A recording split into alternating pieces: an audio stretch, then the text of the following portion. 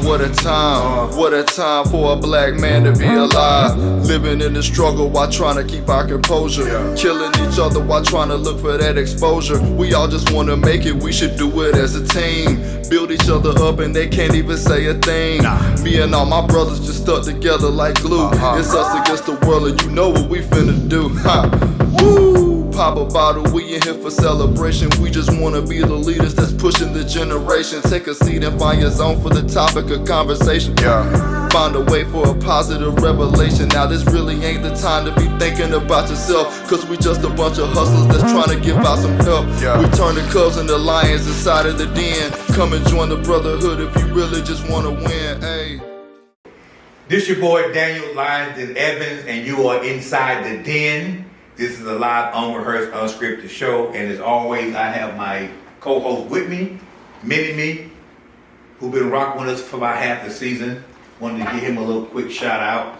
But we want to thank you all so far for being with us for season 2. It has been a great journey so far doing this show every week. And we want to thank you all for rocking with us every week and watching the show. So this is the season, mid-season break of the show. So we want to just take some time and reflect back on all the special moments that has made this show so special so far. So without further ado, we want to welcome you all to Inside the Den, greatest moments and highlights of season 2. Your boy Daniel Lyons Evans, and you are live inside the den. This your boy Daniel Lyons Evans. This your boy Daniel Lyons Evans, and you are live inside the den. And the next episode starts right now. My apology didn't come into it. I took my accountability, which is what's most important. We have to hold ourselves accountable. Well, people have to understand that, not every apology is genuine. Asking somebody for an apology against their will is asking them to apologize to you. You know what I mean? Yes. And I would take the no response, a genuinely no response from somebody, faster than I'll take an apology. Apologize. You don't have to lie to them. You know what I mean? You know what I mean? And so, and that's a good thing, man. And how old are you? 31. 31 years old, dropping apologies, man. You know that's very rare in today's society. We done had a lot of good shows, man. We done talked to a lot of good people, man. And some of the messages, is just a breath of fresh air to hear somebody your age with this type of message, man. Because ultimately, the ultimate goal of what we're doing inside the den, I'm glad you're here, because one of the lyrics, I only heard the theme song, but I gotta keep talking about it every week because it is one of the things that's so impactful. One of the lines in the song is we turning cubs into lions inside the den. Join the brotherhood if you're really just trying to win. I believe in that. That's you know what I'm saying. I believe in that. So when we get together, we were just talking earlier before. We had some little technical difficulties with the cameras and everything. And I was telling Mr. Antonio here, my visual effects guy, that I wanted this to be, by far one of the best shows that we ever done. Okay. And so we talking, and as I'm looking around the room, I'm looking at Antonio. He's working on some projects. We're gonna talk about it, on his set and everything. I hear what you got going on. You got the book. And then Mr. Caleb is working on getting some things done with the cafe this year. And I'm just sitting around looking at everybody and saying, this is excellence right here, man. It is. And not just black excellence. This is excellence because you got people from all different walks of life. You're 31. How old are you, Tonio? 28. 28. And then Caleb, how old are you? Today I'm 34. Today your birthday? Yeah. Oh, that's good. Happy birthday, bro. Happy birthday, Caleb. You definitely, Happy birthday. You definitely do not have the happy birthday energy. Oh, yeah. Come on, man. Shots. Happy birthday, man. That's crazy, man. Yeah, right. So, Happy birthday. 34, 28, 31, and I'm 41. But I feel like I can be, 28 or 31. And I keep, young energy around me so I can keep going, And so just being able to be in the presence of your young men really motivates me to see everything you all got going on, man. It's a pleasure to be in the room with you guys. Being connected. We first got connected through, I can't remember my guy's name. Ashbel. King. I didn't know him from I didn't know social media, right? just social media. So I'm looking for someone to paint this mural behind me, and I'm like, do you know anybody? And you know, I know Antonio does some things, and Ashbel sent me a referral, and it was you. And I'm like, okay, do you know this guy? I already know him. He just, you know, you talk about him, y'all chop it up and everything. You know, that's how Ashbel talk. Y'all chop it up. You know what I mean? That's the common denominator in the room. Yeah. So Ashbel is a guy, you know, been mentoring him for a few years now. And he turned me on to Antonio. Oh, wow. Yeah, I know what I'm we saying. college, bro. Yeah, so they got their own little thing. They do music together. Ashbel's a music producer. Gotcha. You know, he was on the show last year. He's gonna be on again this year. But so you know, he introduced me to him, and we've been talking, and then you, and now we in this room together. And I'm thinking about, I'm looking at you into the future, and I'm seeing this guy who is a best-selling author. He's a movie director. I'm seeing this guy that's has an art studio, and you know, I value the starting moments of somebody's career. Like there's gonna come upon a time where a conversation like this may be a little bit more difficult because I gotta go through your agent. And I gotta go through your booking agent. I'm really working for the people that I've been connected with to not have to go through that. I'll have my people call your people.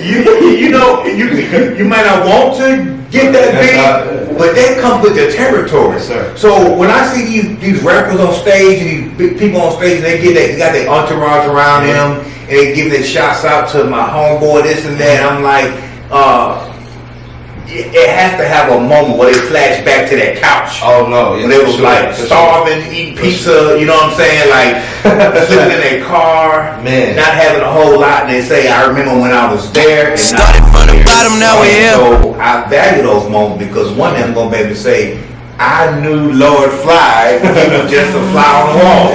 You know what I'm saying? I knew Lord Fly when he believed he was fly. That's you know, like I said, impact, influence, and income. Why income is at the end of it is because through my journey, income was never a focus. Like my whole life, I've been a person where put me in a position and I'm gonna make something out of nothing. So even down to my parents, it's like, well, if you just put me there, I'm gonna get it done. Conversations about the money aspect of it kind of throw me off because that's a different side of my brain where I have to be more tedious, and I can be that way. I am that way. Like I'm a mathematician when it comes to numbers, but I really don't. I'd rather stay on my creative side. So we can have this whole conversation about a mural and money not coming to it, but we have the respect of one another. With you, like I got Lord Fly paying me a mural, so I already know I'm gonna make sure he's straight. I don't have to go into that situation worried about, oh, Daniel's gonna try to take advantage. It's like I don't think like that. Mm-hmm. Someone has to put me in a mindset to think like that, because when I come to meet anybody, it's face by, hey, how you doing? Oh, you want something painted? Bang. We met, and I'm in here doing the measuring and all that. It's like, that's what I had to learn to do, because really, you could have said what you wanted. I would have said you wanted to paint it. It's like, look what you have. Bet, I'm gonna do it. Mm-hmm. But then realizing, like, man, I'm starting to pay for my own paint because I care about my work. Mm-hmm. But the income part wasn't my focus. Well, you know, I believe in life, if you set out to do a thing in life, even the Bible says that your gifts will make room for you.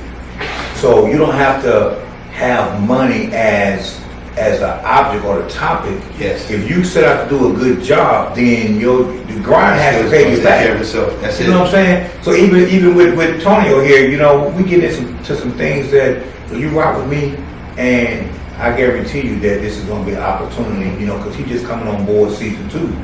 Season 1, it was just me and K-Love over here. Me and K-Love, you know what I'm saying? We grinding it out. So I said, I want to make, you know, season 2 a little bit more epic, you know what I'm saying? When men are on the internet and they're talking about things, after they say that, it could be completely in fun, but you're trolling somebody. You making fun. You egging on this incident instead of dealing with it. I feel like that's poor execution, because you're supposed to be on a platform or just in life, you're supposed to be moving with a purpose. So your execution should be top tier, and if it's not top tier, you should be able to acknowledge the fact that it's not top tier and work on becoming top tier with your execution. If you ever wanted to do something in your life, how are you gonna get it done?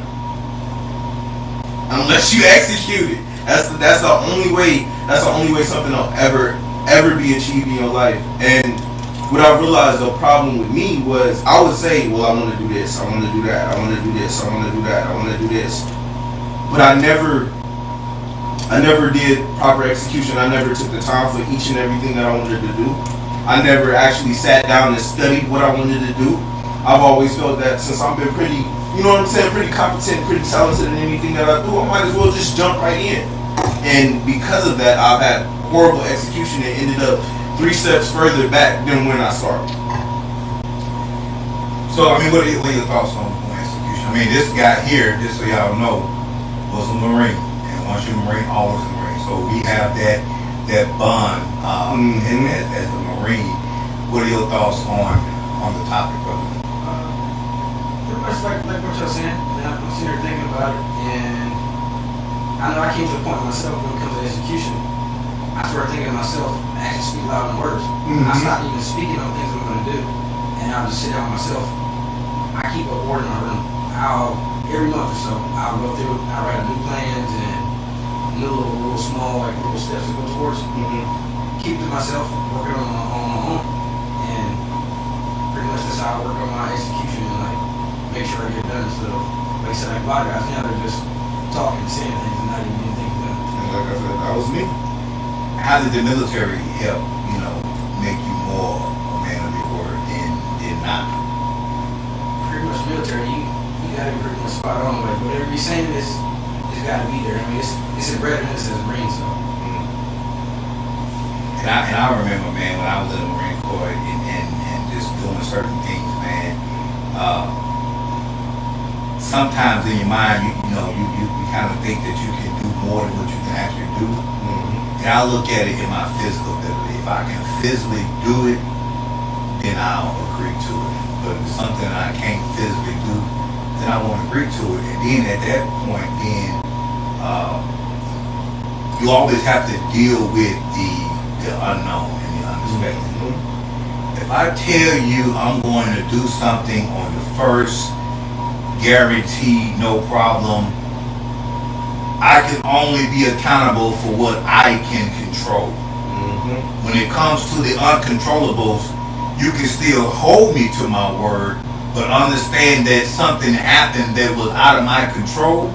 If I can control the variant, then I can do it. So, but it ain't even that part of what the uncontrollable. It's just that, I said this before a couple of shows ago, and I even said it, to my team. In a motivational way, that you have to be careful who you allow to get some of your time, because people are becoming experts at wasting your time. People are becoming experts of just false promises. You know what I mean? Like if you have somebody who set an appointment with you to do something, and then you know good and well that, okay, are you 100% sure? Yeah, I got it. And then you like, not even a call, not even a text, not even like just totally disregard your time. Like, and if you was dependent on that person to come through for you, you'd be dead right now. If it was a yes, it's that show you want to be a millionaire. You get that one phone call, that one lifeline. I got 30 seconds. Help me out. This is the question. Can't be nobody answer the phone. Nobody answer the phone. This show that have you out there dead, high and dry, man.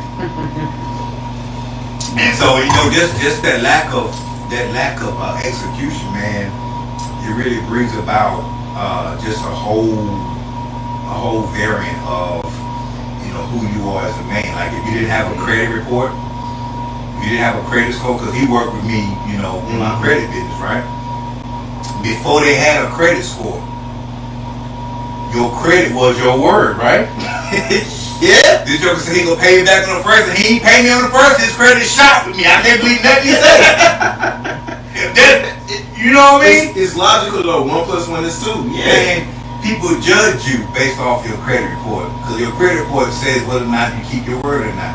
In the corporate world, yep. In the corporate world, yeah. And then in the real world, in reality, or in our everyday, exactly, your actual actions, shows what your word is worth. Yeah, you gotta go deeper. Like I say, the action speaks louder than words. So if you just saying something, is different than actually making it happen. So when I'm in competitions with certain things, man, I've always been a competitive guy. Always been having a competitive spirit. But you get to a point where you get tired of talking. You just have to start just showing the action. Like, let me just show you what I can do. Because me talking, you probably done heard this 100 times before. Ain't no point to waste me or yours saying the same thing. That you already heard. You know, when you talking to a joker who say they need help with something and they come to you with these old sob stories, you like, yeah, I really need this money, man, please. When you do that, there's no face behind it, and like that, they just listen to it. So let's talk about that depression thing. You said before that people think that you would be too young to go through a certain thing mentally, with mental illness. So how long have you been suffering for depression is one, and two, is this the only outlet you have to get those situations resolved? I'll say it started probably honestly, it probably started like when I was like a little kid, like when my parents split up. But I didn't really realize it until I was old enough, probably like 8th grade. And how did that make you feel, your parents breaking up? I would say it really made an impact on my life because, you know, when parents break up, you know, the kid basically plays like tug of war between the two parents. Like you gotta go with your dad over there, go with your mom over here. So, you know, you kind of really live, especially me, it's like I live two different lifestyles. Over there I live, we just gotta make it. And then over here, my dad's like a entrepreneur and stuff, so it wasn't really about making it, it was just, he was already like successful. So it was like I was successful here, not successful there. So I had to alternate. And so being depressed, you know, what other doors did that open you up to being depressed? Really? Drugs. What kind of drugs? Like some hard stuff or just like some kiddie stuff or what type of I mean, I've tried multiple really. Started off with weed. You know, eventually like how most, excuse me for saying, but crackheads, how they start with something and it's like not strong enough, so you work your way up to something bigger. So I started with weed and that wasn't working, so I went to Percocets, that wasn't working. I tried Molly, I tried Xanax, and I tried codeine. But these are all pills, right? No, yeah, codeine is lean. Oh, the cocktail juice. Yeah. You mix that with Sprite. Me and you used to fight though. Yeah, I know. Eric. Yeah, when it came down to that backyard, let's go. We had a thing, man. Go to the backyard, man. You go to the backyard, boom, it's over with. We fighting in the backyard. But that was some healthy childhood, you know, friendship type stuff, man. These jokers today, man, you get into a disagreement, they finna bust your head wide open with. They finna shoot you. You know what I'm saying? You get into a disagreement now. Don't understand it, man. When when all you do is you on the internet start with an I. That means basically I control you. But I ain't gonna go too deep in their specifics. But you know, people gotta understand the drop bait from that. You know, they attention. You know, you gotta pay attention. You know, because a lot of people got a short attention span. And outside you having the shortest attention span, and then the person you raising, your only understanding is gonna be what you see now. Ain't no tomorrow. When today is all you think about, and today is filled up with nothing but misled information, garbage, you know, just constant processing pork. Basically, the pork with life. We was on here talking before, man. You was dropping some nuggets, man. I mean, just like talk to the people, man. Like, what's happening? I mean, you know, it's a lifestyle, man. But like I was telling you, you know what I'm saying? We just negligent to the fact of our situation and what we exist for.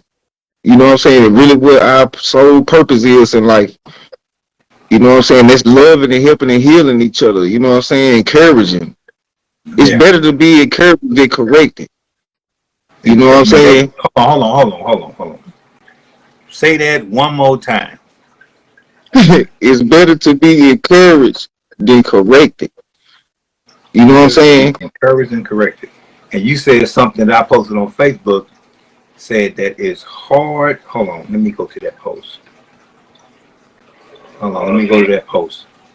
That post said it's hard to have willpower when your spirit has been killed.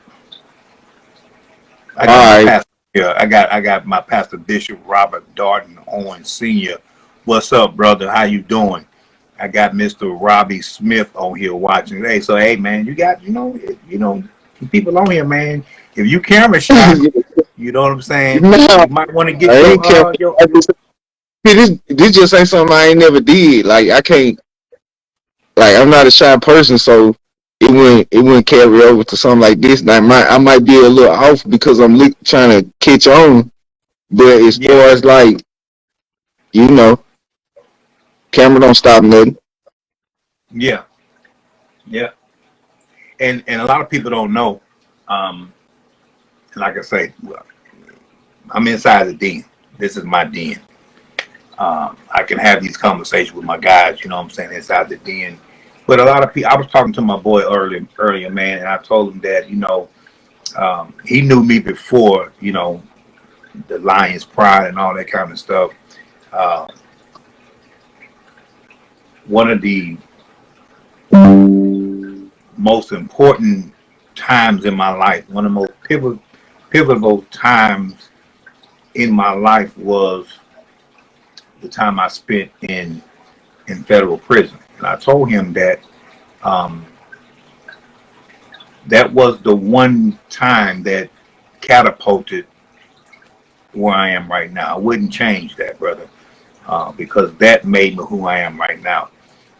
As long as I was working, you know what I'm saying, for somebody and you know, was part of the system where, you know, you had to do a certain thing. I don't think that I would have got where I am if I didn't have that, you know, that freedom taken from me. You start to appreciate life more when you had your freedom taken from you, and when you don't have the opportunity to, you know. So if I wanted to go work a Fortune 500 job right now, they wouldn't hire me because of a record.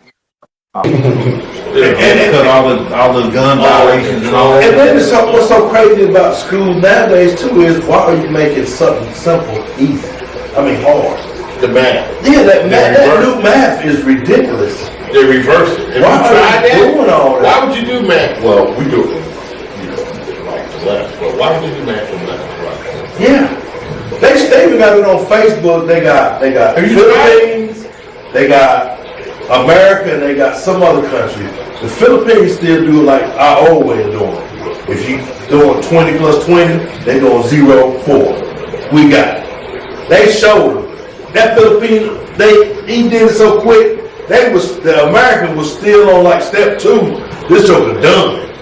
And I'm like, why do you do that? Take a track on it. Get a long number and try from left to right. It's crazy, man. I mean, you know, they say, well, you know, it's gonna figure it out. It's gonna come up. Yeah. But why take all that to do that? Yeah.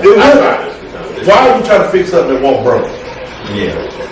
That's like trying to make the wheel better. We're gonna make it better than what it is. It's round. It's gonna get no better. It gets no better, man. Why are you messing with it? What? Yeah.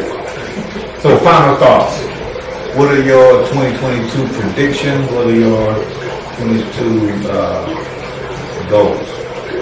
What are you looking for this year? What's your prediction? I'm looking for the Republicans to take the House and the Senate. Set up for the presidency in 2024. Who? The world's still gonna be on fire. Trump. Who do you think running? Trump. I don't want to say nothing negative about that, but don't think it's gonna be good. Can't be. I'm still used to it. Y'all gonna have what, Peyton? I think my man gonna make the second. Yeah, he might. What do you think? I'm hoping that this COVID comes to a controllable level where we can start back somewhat living like we used to live and can start traveling, because I want to travel more. I want to just enjoy every day that I'm here. And it's hard to do that with this COVID. It's got everything on COVID's not line. going away. You're gonna be taking Well, I didn't say it had to go away, but I hope it gets controlled to the point where so that they you can still can get around. control of it. And then by the midterm, they're gonna scare the hell out of you again and stuff. So you'll go through this campaign for you. But hopefully they will.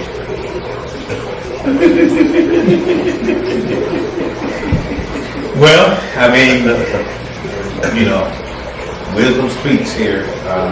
Like I said before, I like to be able to talk to people with different opinions and somebody who done lived a long You gotta ask more life. questions. Huh? You gotta ask more challenging questions. Well, I don't feel like I've been challenged. I mean, yeah, and you ain't got this. You got to be. Yeah, no. Well, he'll have to bring you back whenever you actually get together and come up with a game plan or stuff that he wants to do. better watch some of your videos and stuff to see where you at. Like you. This was more for just being able to vibe with, you know, with the old school crowd, you know what I mean, and instead of just, you know, I said old school, I ain't say old. You gotta Yeah, we them old men now. you already. Yeah, we them old men. As my brother would say, we done fucked around and got old. I mean, everybody gets old. Yeah, you old. That's a blessing. Now that ain't everybody. Everybody don't A get lot of jokers that they ain't going What's the to number now? Well, it used to be 3% of black men only live to 65. What's the number now? Shoot, I don't know what the I don't know what the number is. I do know one thing for sure. One That's thing why for sure. we don't need to be paying Social Security. You don't get it. Because you don't let me get it. But I know this.